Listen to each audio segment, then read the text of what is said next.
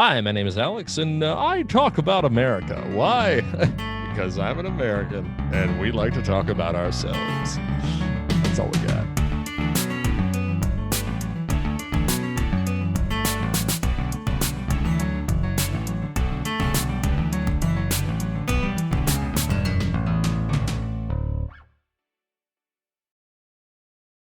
Welcome to Table Talk, the show about beer, board games, and everything else.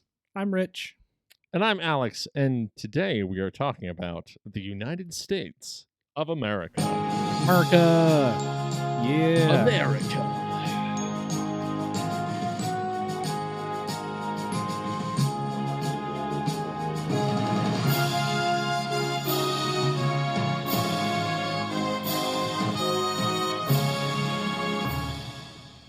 Yes, we're talking about America. American. Yes, we are. We're kind of so obviously America is a very broad term, just like most of our most of our attempted conversation topics are. We're kind of limited this month to I guess you can call it American Inception, or we don't want to limit it just to the Revolutionary War, just because we want to kind of explore what happened before. With the colonies and what happened afterwards, as far as establishing our own government and all that kind of stuff. So we want to kind of explore that the colonization. We'll probably talk even as early as 1400s, I'm assuming, and then going all the way up to early 1800s. That was kind of what I had in mind. Maybe we'll go past that, and maybe we'll go into the future. I don't know. Who knows what we're gonna? You don't do. want to talk about the cave paintings in France? I feel like let's just start there. Connected. Yeah, let's just do that. We'll just start at the very beginning. The world without America first, which is most of the world history, and then most of world history, and then us, the infants of the world. Yep. So before we get started, guys, this is episode 1. Thank you for watching. Thank you for listening. We'll start this episode just like we start with every episode. If you are listening on our podcast, Table Talk with Rich and Alex, thank you for listening, and thank you for putting us in your ears. We understand it's a very personal space for you. To have two strangers just talk directly inside of your ear canals, into your ears. Yeah, yes. It's a very welcoming place for us. I like it. It's curved, right? I get to kind of nestle myself inside of there and just kind of talk. That's such an appealing way of describing podcast, Rich. Yeah, it's so appealing. You let me into your ear. That's how I see it, and that I don't take that lightly. I don't say that's a bit of an earful, but it's yeah. Well, they let you into one. I kind of picture it like I'm in the right ear, you're in the left ear, or vice versa. I don't care. I really don't have a preference, whichever one.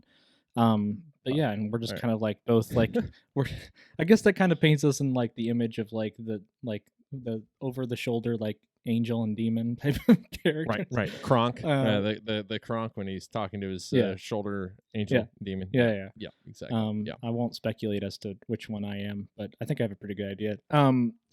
So thanks for listening, guys. Just know that if you are listening, we do have a YouTube channel, Table Talk with Rich and Alex. You might know it by the same name as our podcast because everything's named Table Talk with Rich and Alex. So if you want to see our beautiful faces, feel free to check us out there. YouTube viewers, hello again. Thank you for watching. Go ahead and grab us. If you're on the go, you can't watch us. You can also listen to us on a lot of different podcast platforms, Apple Podcasts, Spotify, Audible, Google Podcasts. We're pretty much everywhere. iHeartRadio. Don't forget iHeart. iHeartRadio, absolutely. Pretty much anywhere podcasts are found, we should be popping up, hopefully. Part of the reason that we are popping up on all those different podcast platforms is because we are hosting our podcast through Buzzsprout. And this is something that is very special, something that Alex and I have been working toward for a while since we started doing this. We are actually going to have some sponsors for this episode. Yeah. So it's a kind of just a minor win for us. We're happy to just kind of be associated with other companies, people that want to be associated with us, want to promote their products on the show. So we're excited to do that. Before I get into it, though, we're going to try and keep this somewhat entertaining as we go through our promotions. Alex, I think you had something prepared that you wanted to do. I have a timer while I'm going through. because it's basically the Olympics now. It's Yeah. the Olympics of 2020 and 2021. Yeah. And so get ready, everybody. So, Rich, you have the time. I'm going to count how quickly you're able to get through it, but you have to be. What is it? Not legible. Audible. Yeah. Can't auctioneer it. Can't be gibberish. Okay. Like, yeah, you can auctioneer it, but it has to be clear. Okay. All right, are you ready?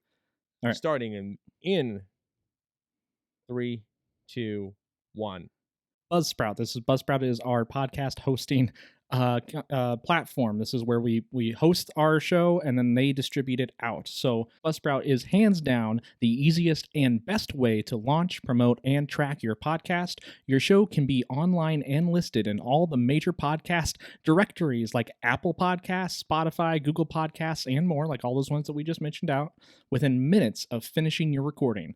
Podcasting isn't hard when you have the right partners, and the team at Buzzsprout is passionate about helping you succeed. Join over 100,000 podcasters already using Buzzsprout to get your message out to the world. Buzzsprout, let's create something great together. There you go. All right, not bad. And that was just Buzzsprout. Yeah. You just did that in about I don't know, like 47 seconds, basically. So Woo. well done. That was good. All right, I'm gonna restart. Yep. And I will say before Alex restarts, just a kind of a personal testimonial. We two guys that have never done a podcast before started back in Brooklyn. Has it been 2 years ago? Basically 2 years ago. 2 years. No idea what we were doing. Buzzsprout was our first go-to, just based off the research that we did. And we've loved it. We haven't left. We're very happy with it. So been a great experience. Yeah. We're gonna have links in the description, guys. So if you follow those links, if you're interested in starting your own podcast, just like we did, follow that link. So what happens is if you follow that link and you start your own podcast, you start basically a new account with Buzzsprout. You get a $20 Amazon gift card for signing up for a paid plan, and that's what we have. It's just for us. It's only been $12 a month just to keep the podcast going. A $20 Amazon gift card just for signing up for a paid plan. You can start your podcast today. Follow that link, and that helps the show out, guys. All right, let's start another one for our second sponsor. If you're ready, Alex. And 3, 2, 1. All right, sponsor number 2 is Instacart. So Instacart is local fresh groceries from the local stores that you love, delivered right to your door in as little as 1 hour. So by following the link in the show notes, you can sign up for a 14-day free trial and get a free delivery on your first order over $35. So what Instacart is, guys, it's basically just an app. You download the app and you have personal shoppers in your area that can grab produce for you and bring it to your door. They got multiple stores available. It's hand selected by shoppers based on your preferences. They highlight deals to help you save some money. Find everything you usually buy and get smart suggestions from new items. They pick the freshest produce and keep your eggs safe too. Very important. There you go. Not bad. Ooh. 54 seconds. That was a doozy. I know. 54? 54. It's a little bit longer than the Buzzsprout, so I apologize. It might have been more like 52, probably because I interjected about the eggs. So that's true. That's true. Something. Yeah. Those are our sponsors, guys. We're happy to have them on board, and we're happy to be representing their stuff. I'm excited to see what the next step is, and hopefully you guys are able to start supporting the show not only by subscribing, liking, and commenting, but also by using some of the products that we're associated with now. So that's pretty cool. Yeah. Without any further ado, Alex, what type of beer did you grab for a pairing with America conversation? This one I'm super curious if you got this one too. Samuel Adams. Yeah, you definitely did too. Samuel Adams Seasonal Summer Ale, Citrus Wheat Ale. No way. This bright citrus wheat ale is here. We should hold on. Yeah. Colonial drum, flute. Okay. Oh, that's nice. I like that. Yeah. Okay, here we go. Get into the spirit. That was a good touch. Of Samuel Adams, Austin. Yeah. I didn't know we could just call stuff out of the air like that. Watch works? This. Hold on, you ready? Watch this. Okay. Chicken. All right. What? Yeah. I didn't know we could do that. I would have been doing that this whole time.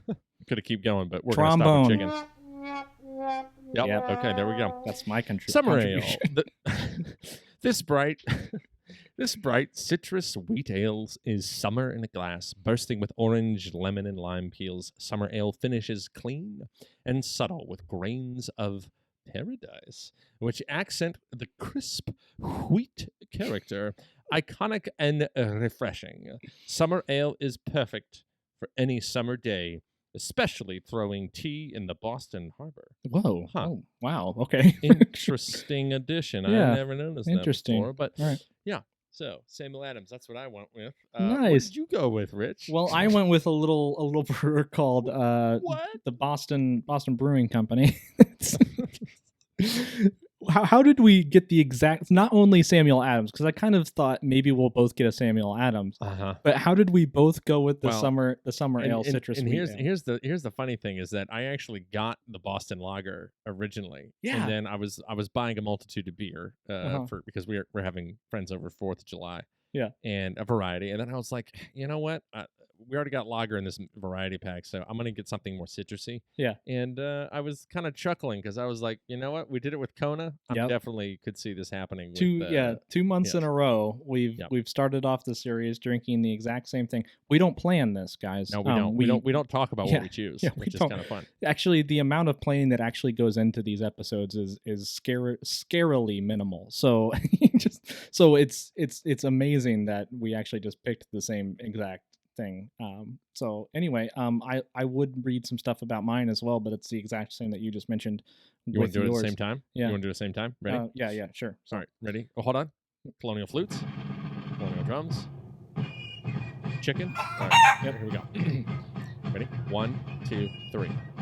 This bright citrus wheat ale is summer in a glass, bursting with orange, lemon, and lime peels. Summer ale finishes clean and subtle with grains of paradise, which accent the crisp wheat character. Iconic and refreshing, summer ale is perfect for any summer day, especially when tossing tea. Boston Tea Party Harbor. Sorry, it's just on mine. I don't know. I guess it's just on yours. Yeah, sorry, I was lying and pretending like it was pretty good though. Yeah, it's pretty good. Man. So I'll go into because I looked into like who Sam Adams was because I was interested because I know Sam Adams was like a founding father, right? I didn't necessarily understand his relationship to John Adams, President John Adams. So apparently they were second cousins. So Samuel Adams is the flagship brand of the Boston Beer Company, and the brand name, Samuel Adams, was chosen in honor of the founding father of the United States, Samuel Adams, of course. Adams inherited his father's brewery on King Street, which is modern-day State Street. Some historians say that he was a brewer, while others describe him as a maltster. He's a maltster! A maltster. The Samuel Adams Brewery is located in Boston, Massachusetts, obviously, United States, where visitors can take a tour and shop beers and merchandise. Samuel Adams beer is brewed by the Boston Beer Company, which was founded by Jim Koch in Cambridge, Massachusetts, where he started the microbrewery out of his home. Koch comes from a long line of Cincinnati brewers, and Samuel Adams beer was started using a recipe now known as the Samuel Adams Boston Lager. And man, is it a good, like for a beer that is a lager in particular, it's quite tasty. Yeah. And for those of you who are trying to figure out what's the difference is between a maltster and a brewer, good question. I don't know. I believe a maltster is like the person who prepares the grains. I know there's a difference between malt and like germination, but I don't really know what that difference is. I've tried to learn that and it never stuck. So, but I believe just because he was a maltster doesn't necessarily mean he was a brewer. Just like a square, rectangle, square kind of. Yeah, kind of. It kind of has that same vibe. Vibe to it. So yeah. Sure. So those are our beers. It's so funny that we have the same thing. Well, needless to say, sir, cheers to that. Cheers. We know that we're tasting the same things. Yeah.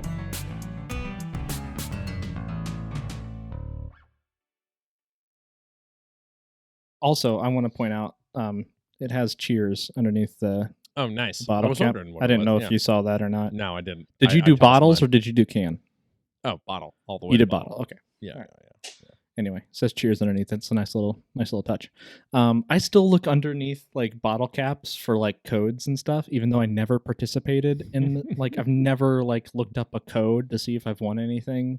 I don't It's fun know. though. I don't even know if they still do that. But Hey, it's like a prize in a Cracker Jacks yeah, box. it's something It's that less of the prize. It's Yeah. more knowing that there's something there. it's something that's never left my childhood. Is that I always look under caps for whatever's going to be there, just hoping that something is there that I wasn't expecting. All right, so we're going to talk about a very specific game called Hold the Line: The American Revolution. Before we get into that, I'm going to take the same approach to this conversation that I took with my brother Rob when we talked about World War II. Alex unfortunately wasn't with us for that conversation. You were off doing something else unimportant. I'm not sure what it was. Having a baby, I think, is what was going on. So, do you remember? Yeah, do you remember sorry. that time? Yeah. Is that something that, Vaguely. vaguely? Okay. Vaguely. Yeah. Yeah, Yeah. vaguely. Okay. I'm going to take the same approach that I took then, which is that we're going to have a very lighthearted conversation about a very serious topic, which is war, right? But not only war, but also a lot of sensitive topics that kind of orbit around the American Revolution and the plight against Mother England and all that. Which does include Native American situations, slavery, religion as well. There's a whole bunch of stuff that we're gonna kind of get into the weeds on, and I just want to make sure that it's where we take these topics seriously. Alex and I like to joke and we like to have fun with each other, so jokes will come into it. Doesn't mean that we are, you know, bypassing those topics and the weight of them at all. And Alex, if you want to add something to that as well before we dive in, Sure. As a Virginian, and for those who live in Virginia or are from Virginia, you'll know, especially Virginia being both the kind of one of the cradles of American democracy, but also ironically enough, it was also the capital. It had the capital city of the Confederacy. So, as I like to remember, I think it's always important to remember about history is that it is messy. And just because there are people that we admire in the past, it does not mean that they were without flaws. Right. And I think in history, it is important, at least for us to be talking about this and acknowledging, like, there were issues back then. There were problems. Yeah. We'll get more into the weeds about that later. Mhm. But I think what's important for those who are listening is to remember that Rich and I are still, in our own way, processing all of it, as we all are, about history and about understanding it. Right. So if for whatever reason you think, if you're listening and you're thinking like, man, these guys got it wrong, by all means, please engage with us. We are all about that, because we love our country, regardless of its what its haves or have-nots. And I think it's important to acknowledge both in that sense, because that's what makes, I don't know, that's why I love what America is. But just letting you know, we're not historians. We admire history and the study of it as much as we can, and dealing with it in the sense of how it's still impacting our world today, right?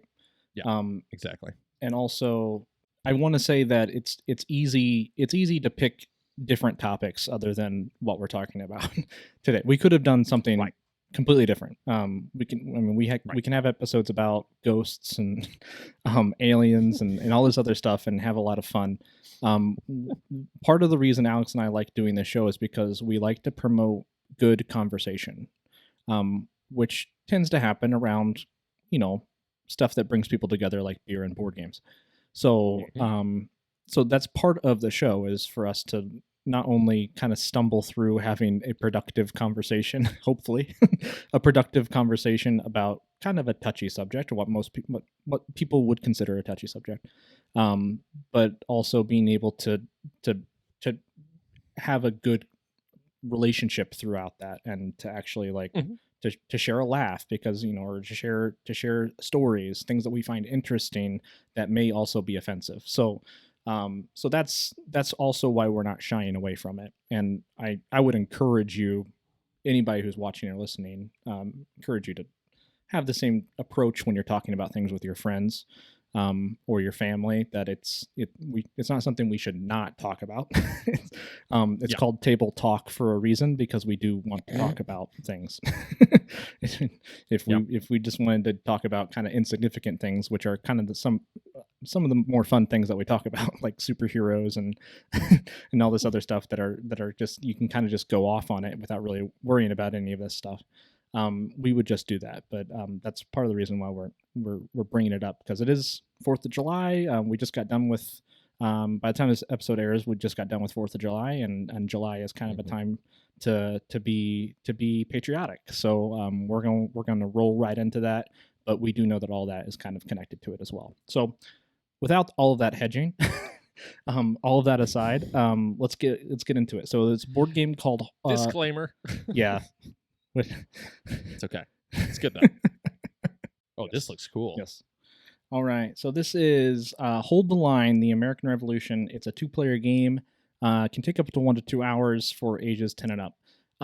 So a lot of you, especially a lot of you gamers who watch this show, you're going to know immediately that this is basically, if you saw the World War II episode, we paired a game called, like, a Days of Wonder game called Memoir 44 with our World War II conversation. It's a game that Rob and I, my brother, who helped me host that series, it's a game that we played together a lot. So this is a war game. It would be considered probably a light war game, kind of like Memoir 44 is, where it's not command and conquer, like world domination, and there's not really a lot of complex movements to this.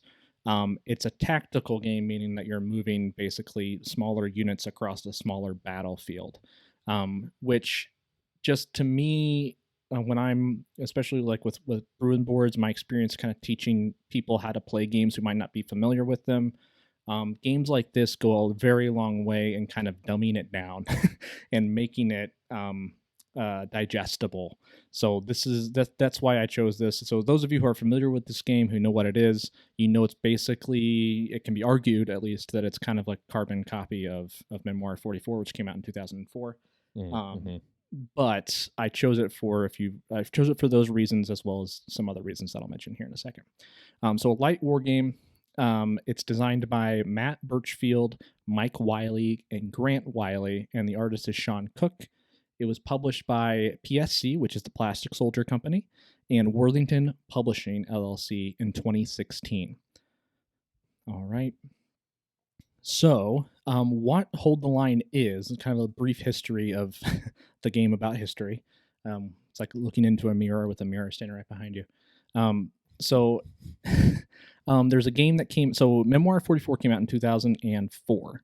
Right after that, in 2005, a game was published by Worthington Company called Clash for a Continent, all right, which kind of had the same concept, right? It's tactical warfare. You're moving across the board. There's a lot of different scenarios that you can set up. In 2008, we had Hold the Line, the original Hold the Line, which was just kind of had more scenarios. It was kind of there was a few other changes that happened. And then in 2016, they kind of combined concepts from both games into Hold the Line, the American Revolution. So this is kind of a product of 2 other products kind of merged together, is what it is. All right. So the game includes 200 custom plastic figures and 7 different unique sculpts. Each player will command 44 infantry, 20 militia, 20 flag bearers, 8 artillery, 6 dragoons, and 2 leaders. British and American infantry each have distinctly different sculpts to enhance your experience within the game. So it's not the same. What they mean by sculpts is that this guy right here, the American unit, doesn't look the same as. You can kind of see the silhouette of this British unit over here. He's got the musket over his shoulder like he's marching into battle, whereas these guys are kind of prepped. Which I know some of you would say, well, if these guys are already at the ready and these guys still have it thrown over their shoulder, then America wins every time, right? That was my argument too, but apparently that's not the case. Apparently this was made in America, not England. That's true. Yeah, it's an American-made game, so yeah. the American muskets are at the ready and aiming, while British are just kind of waltzing around the whole board. Hey, Fred, how's it going? Oh, I think we're at war. Oh, okay. I guess I should prep. You gotta say with a British accent though. Hello there, Fred. How are you? I'm fine. How are you? I'm all right. I'm I'm hanging out here in the field of Pennsylvania. Oh, good show. Good show. Yeah. Oh, well then. See, what I want to know is what Americans sounded like back then, but I digress. Yeah. I'm sure our friends in the UK have equally hilarious interpretations of how we sound at that time. Yeah. I don't know. I don't want to know what I sound like. Yeah.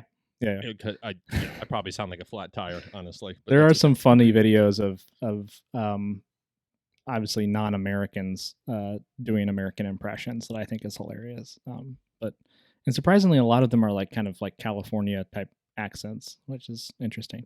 Yeah. So these pieces have been designed to have large, stable bases for gameplay.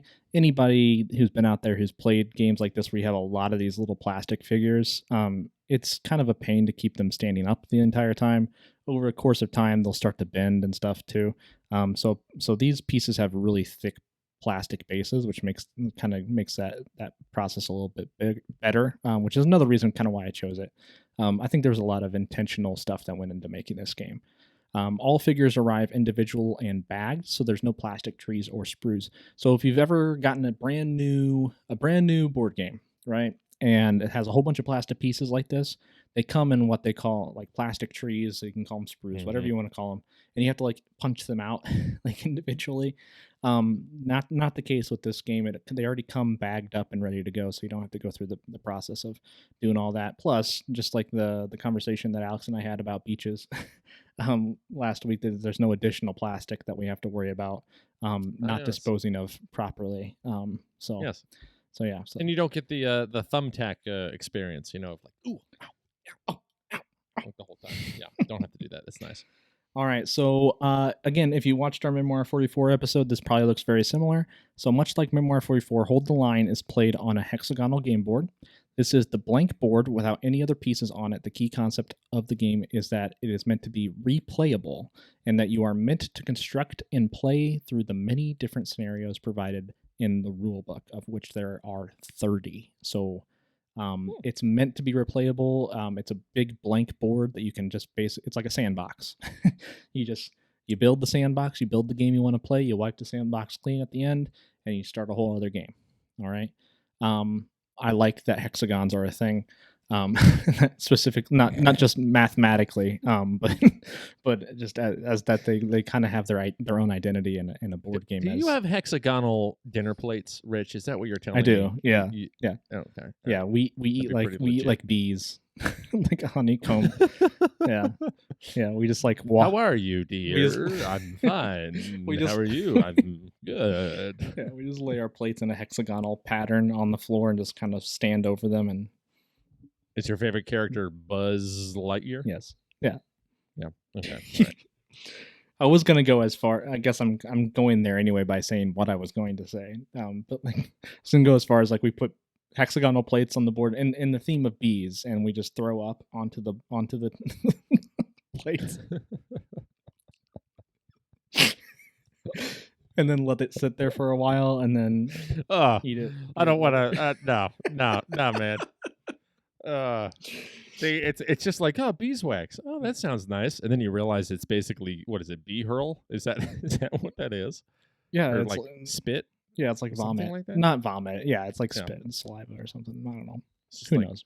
Hold on. Yeah. Who knows? Yeah. It's better not to know. It's kind of like shells. It's just snail poop. But yeah, hexagonal board. So hexagonal board. There we go. Hold on. So here's a scenario style cool. type of thing. So you begin a game by selecting a scenario from the rulebook and building the board with the specific terrain and unit layout. So this is the terrain and unit layout. So it tells you what to place and where. So you have like river tiles that you can use to make the river. And then it tells you where to put different units. British units, American units are blue, obviously. British are red. So it tells you how to set up the board. Of course, one player mat one player must decide to be the rebel forces and the other the British forces. The scenario in the rulebook also lays out the number of tiles and units needed to build the scenario, as well as the victory conditions and any other specific rules that may apply to the scenario specifically, apart from any of the other scenarios. So the fun part about these games also is that, for me at least, the historical commentary, it's a detail that I really appreciate in a war game, is that they have like these 3 paragraphs here That's legit. Describing the Battle of Trenton. And that is a cold day to have a battle. Good grief. December 26, 1776? Yeah. In New Jersey? Yeah. That'd be cold. Oh, it's cool as in weather. Yeah, no, like because it's the day weather. after Christmas, or okay. No. Just actual cold. Yeah. But I mean, and this is the same thing I said about Memoir 44. It's a detail that doesn't really need to be here to give you, I mean, you can play the game without this, right? And something that board games do, if you're new to games, you'll notice that games have themes, right? And the reason I mention that, because I know it's obvious, but the reason I mention it is because themes are important and they really help kind of drive the experience of a game. So if you take the time and you actually read the history of the Battle of Trenton on December 26, 1776, it helps you kind of get into the mindset of what you're doing up here. And not only, I mean, as Americans, obviously playing the game, we already kind of understand where I mean, if you have a good understanding of the American Revolution, you kind of understand what's happening, right? But then also you can kind of learn the British side of things, which, as I get older, I kind of start getting really into the military strategy that England had, as well, and also not only the strategy but like the mindset that they had too, which we'll get into that later. But I do, you know, I as an American that grew up in the American public school system, like I'm very familiar with you know, like the mindset of militia and kind of what the general strategies were, I guess, general being very general, of the Americans. But it is kind of cool to kind of take a seat at the other end of the table. And just like in Memoir 44, you're playing as the Axis powers instead of the Allies, and kind of sitting there and saying, okay, like, I don't know, there's something about that just, it makes it a better experience, I guess. So, so something I do enjoy about this game that does that as well. All right, so here are some examples of the hex tiles. Call them hex tiles, terrain tiles, whatever you want to call them. So this is just a brief overview, guys. We're not going to go into details about what all these do all the time. Some of them are pretty self-explanatory about what they are. But it'll benefit listeners and viewers here to know that the different tiles provide different variations of gameplay. So, for example, some of these tiles will be more difficult to move into, around, or through, especially if they're maybe piled on top of each other or pushed together side by side. Some provide cover and or concealment from the enemy. Others may give you a distinct advantage when forcing an attack. So there's different rules that are at play with each of these tiles. And depending on what scenario you have, maybe you'll have all of these in one scenario, maybe you'll have just forests in one scenario, or just hills, or whatever. But it just varies depending on which type of scenario you're playing. And then there's a handy dandy player sheet that each player gets that explains exactly what all these do. So for example, if you're a military unit and you go into let's just say like this forest area here, it's going to give you concealment. It's going to make it harder for the enemy to actually attack you. It's also going to limit your movement a little bit as well, so you can't really just move willy-nilly wherever you want to. So there's pros and cons usually to going into a terrain tile, as opposed to just kind of like an open terrain type of field. All right. So one thing I wanted to touch on, and this is just kind of an example of how it would be set up, right? So you have the British forces here as the red, American forces. I think this is, I'm not sure if this is Bunker Hill or not. I'm not sure. I did want to touch on how it differs from Memoir 44, because if you look at both of them kind of side by side, you'll basically say it's the same game. And I didn't want to take that approach because I understand that they are two different games, and I want to respect this game separately, right? So how it differs. So there are those player aid cards. So something I noticed about Memoir 44 is that they have cards that kind of in the card deck that explain what different things do. And I find it somewhat irritating sometimes when I'm playing Memoir 44 that I have to kind of shuffle through those cards to figure out, if I'm going into like a Cantina Wire situation or something, what's it going to do to my tank or whatever. So I have to find that specific card. And if you don't have them laid out, it can be kind of hard to find it. So this game actually has a big player card. It's probably about this big. And it's actually showing you on one sheet, you can reference everything, all the terrain features, all the movement rules, all the attack rules and everything. So I do like that about this game, that it's different in that way. The board, if you notice, isn't separated into 3 sections like Memoir 44 is. The gameplay is not card driven. So it's so Memoir 44, you're actually drawing command cards, and those cards kind of limit what you can do. So if you can't move so some cards will say you can move your right flank, some cards will say you can move your middle or your left flank. So sometimes you'll get stuck in a situation where you can't move your left flank at all because you don't have any cards to do that. So yeah. Interesting. Yeah. So this game, it's a little different because you have specific leaders that are in charge of each battle, and the leaders are usually signified by sitting on top of a horse, as well as the dragoon, but you'll have a leader on a horse somewhere, right? And so each leader specifically is given action points that they can then use. So let's say this leader for this specific scenario has 4 action points. So you roll dice, and again, I'm not going to go into the details of what does what, but you roll dice to figure out how many units you can control that turn. You can control, let's say, up to 4 units, just because your leader gives you that ability. And there's other things that means if you have a specific scenario where you might have to be able to add an action or whatever. But basically what that means is that the player can then control whichever one of the 4 units. So they can control this one, they can control this one, and this one. So these are the 4 that they want to control. So you actually have a choice of what you want to control on the board. You're not limited to like a right flank or a left flank or a middle, which a lot of Memoir 44 players would probably say is one of the the most frustrating things about playing Memoir is that sometimes you just can't move soldiers in one section because you don't have a card there. So this kind of bypasses that. So it makes it a little bit more strategic and less random, I guess. So okay. I do like that. And then you also have numbered dice for attacks instead of pictured dice. I personally, though, I like the pictured dice in Memoir 44. And if you have no idea what I'm talking about,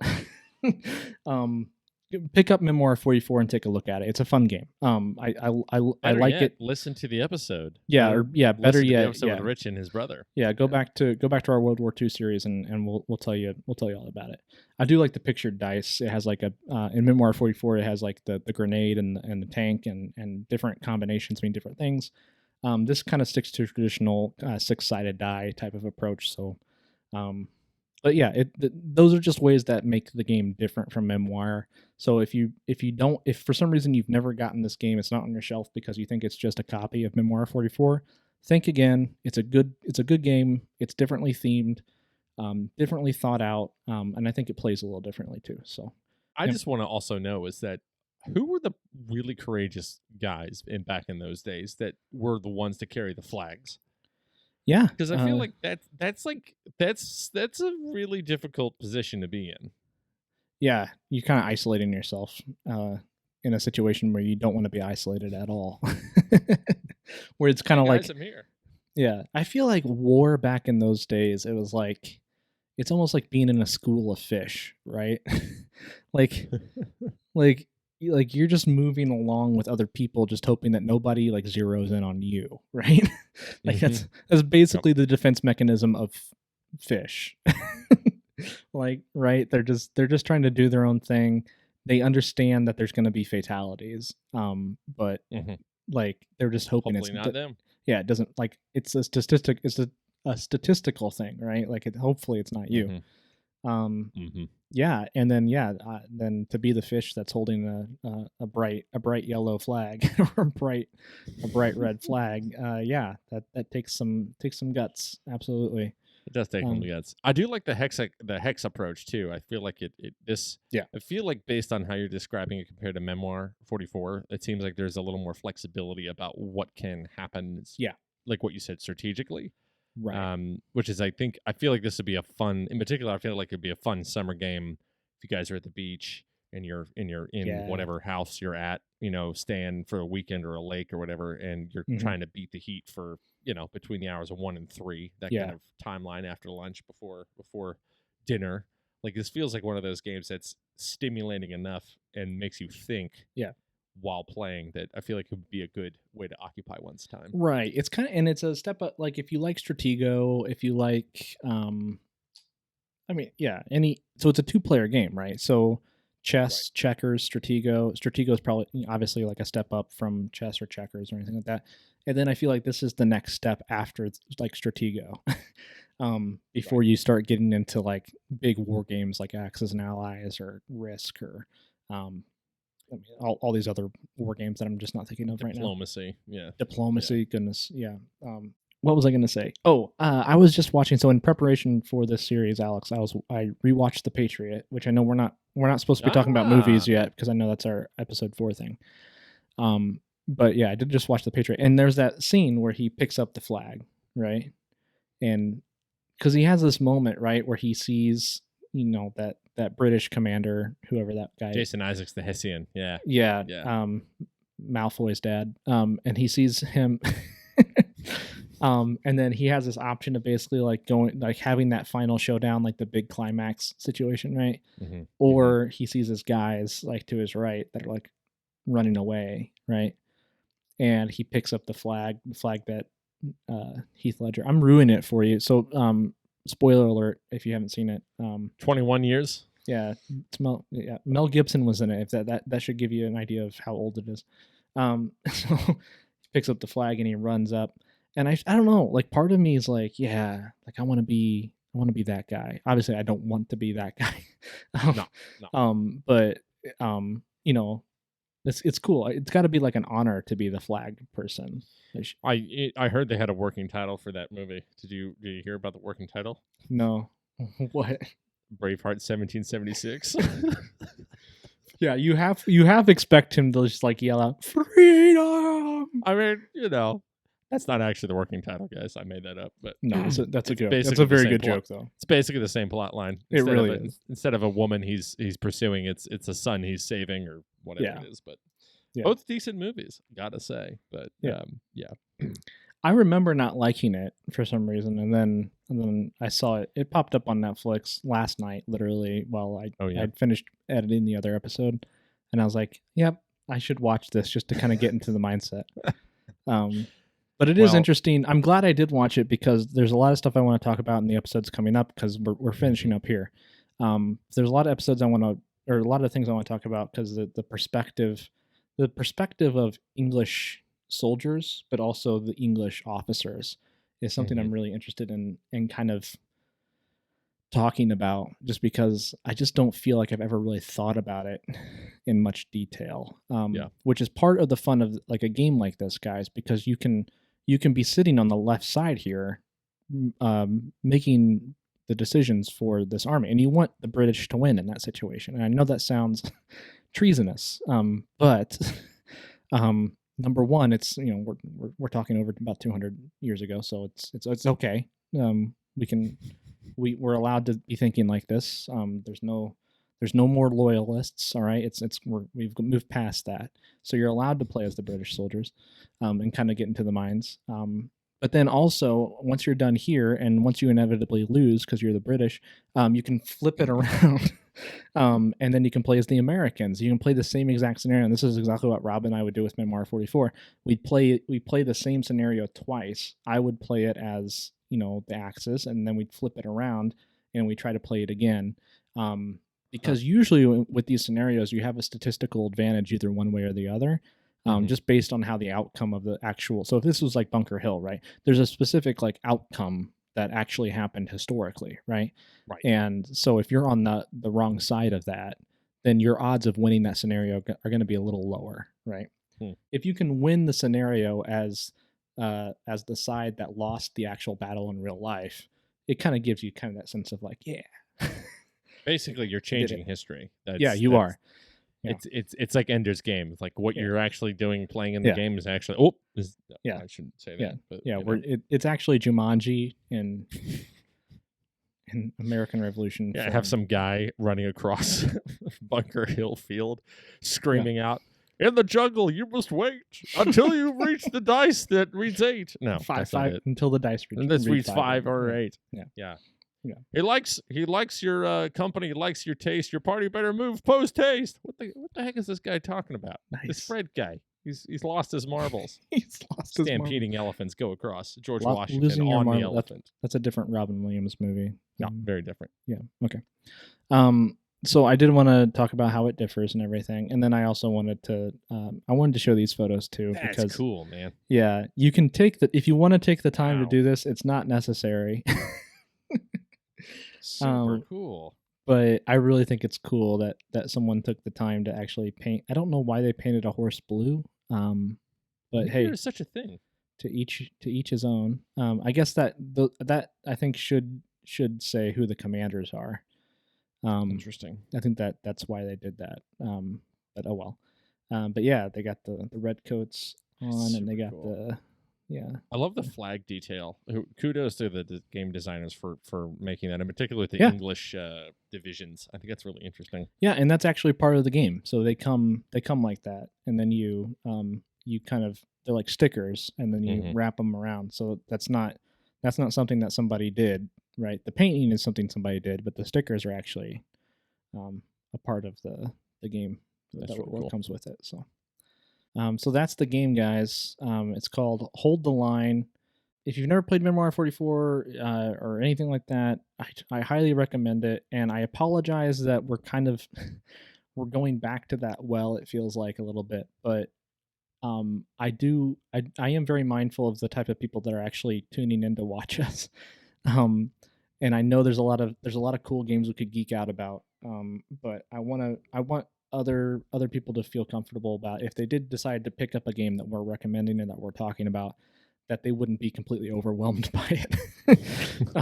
So I'm trying to be mindful of our audience here. So if you do pick it up, I hope you enjoy it, and let us know what you think. So, Alex, what are we going to be talking about for the rest of the month?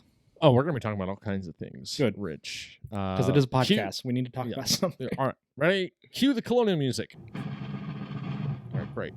Ladies and gentlemen, we are talking about colonial life, as in life before the war, being the Revolutionary War, or the war of the colonial rebellion. I forget how the English say it. But that's what we're going to be talking about. Do they call it something different? I think they do. They don't call it the Revolutionary War. At least that's my guess. Right. Number 2, that'll be our second episode. The third episode, is going to be the untold stories of the war. Yeah, something that maybe we wouldn't have read in a textbook. Exactly. We're not going to go battle by battle. We're not going to do that. But I do want to share some stories about the revolution. So I think some untold stories or lesser known facts, I think, would be fun. Exactly. Yeah. We're going to then move on with our final episode, being the effects of the war, both nationally and globally, and stuff that we still feel today. And then, of course, we're going to talk about what we always like to talk about, which is what, Rich? Asparagus. Very good. We're going to talk about asparagus, that wonderful crop that grows usually in California. Does interesting things. I don't know where asparagus grows. I've never thought about where asparagus grows. I don't know. We should have an entire month that's dedicated to asparagus. Yep. Next month is going to be asparagus month, guys. Oh boy. Looking forward to it. Hang in there, guys. It's going to be interesting. Yeah. We have sponsors now. We owe them a whole series on produce. We would like to thank Jerry Farms in California for the entire month episode of asparagus crop. Yes. Yes. No, we won't be talking about that. What we will be talking about is movies, because if there's one thing that the Revolutionary War has continued to give us, it is a plethora of entertainment to look upon and vicariously experience the heroism and dastardly deeds of the rebels and the British alike. So that is what this month is ahead. And of course, because this is the season for independence in general, we thought that it's going to be very applicable to this moment in time in what we're all experiencing during the summer here in the United States. Yeah, absolutely. Yep. Happy 4th of July season to everybody, guys. Happy 4th of July, everybody. Cue the chicken noise. Sorry, you've done it a few times. I just want to get in on it. No, wait, hold on. New one. You ready for this? Okay. Giraffe. Great. Now I have to find a giraffe sound. They don't make sounds. They just make that galumphing sound when they run. Oh yeah, that's right. Like, yep. Episode 1, episode 2. Just imagine, guys. Here we go. Just imagine if it was this way for the Battle of Yorktown. Yeah. Instead of horses, the Americans are all riding giraffes. Oh my goodness! Against the horses, instant victory. Yeah. That'd be just be done. The Americans would win. Yeah. Yeah. You're not beating that. Yeah. No. George Washington on a giraffe carrying an American flag with a shotgun. Man, this is great. End of the war. Links to all of the breweries. Yes. And by all of them, I mean Boston Beer Company. Boston, yes. Boston Beer Company. Links to the Boston Beer Company in the description here and in the show notes. We're also going to have a how to play link if you're really interested in Hold the Line, the American Revolution game. We'll have a link in the description to explain how you can play that in more detail with more qualified individuals who are better at that than we are. And we're also going to have links for Instacart and Buzzsprout. Again, guys, do you want to time me again while I do this? See how I do from last time? Ready, 3, 2, 1, go. All right, so for Buzzsprout is hands down the easiest and best way to launch, promote, and track your podcast. Your show can be online and listed in all the major podcast directories like Apple Podcasts, Spotify, Google Podcasts, and more within minutes of finishing your recording. Podcasting isn't hard when you have the right partners, and the team at Buzzsprout is passionate about helping you succeed. Join over 100,000 podcasters already using Buzzsprout to get your message out to the world. Buzzsprout, let's create something great together. Not bad. 31 seconds. Ooh, well I did done. it. I did it a lot faster that time. And then again, guys, by following the link in the description, that lets them know that we sent you, so that helps the show out. And then you can get a $20 Amazon gift card just by signing up for a paid plan, which is what we do, and we would definitely recommend it if you're looking to launch your own podcast. As far as Instacart is concerned, guys, it's an app. Yep, go ahead. Go. Instacart, local, fresh groceries from the local stores that you love, delivered right to your front door in as little as 1 hour. Sign up for a 14-day free trial and get the free delivery on your first order of over $35. Using our link specifically lets Instacart know that we were the ones who sent you, which of course helps to support the show. Multiple stores are available in your area, so you can shop all of your favorite stores in your area.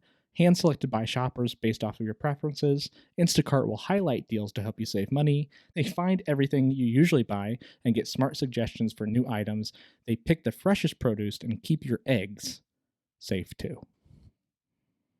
You know, had it not been for that 2-second gap between eggs and safe too, I would say it's right about the same time. Well, in this case, maybe 33 seconds. 33 seconds? Wow. Well done. Good job. Well done. Yeah. Man, I'm getting better. I should have been like an auctioneer or something. Yeah, I know. And of course, guys, like we always say, like, subscribe, comment. On top of all that, there's a lot that you can do now if you haven't caught on. Yeah, a lot you can do. A lot you can do. It's really cool, though, as content creators, as creative people ourselves, to actually be able to offer you something. That's kind of a cool feeling. It's satisfying. It's very satisfying. It's a cool feeling for us. So if anything, I really do hope that you try those products out. It's not necessarily just a sponsoring gimmick for us. I do think that those are products that can help you. So feel free to test them out. If anything, help to support the show and help us keep the show going, because we really like doing this. So we will be talking to you guys next week. But until then, be happy, brew hoppy, and game on. Cheers. Oh, I got it in my eye. It's in my eye. Oh, dear. Oh, God. Hey, at least it's not tea.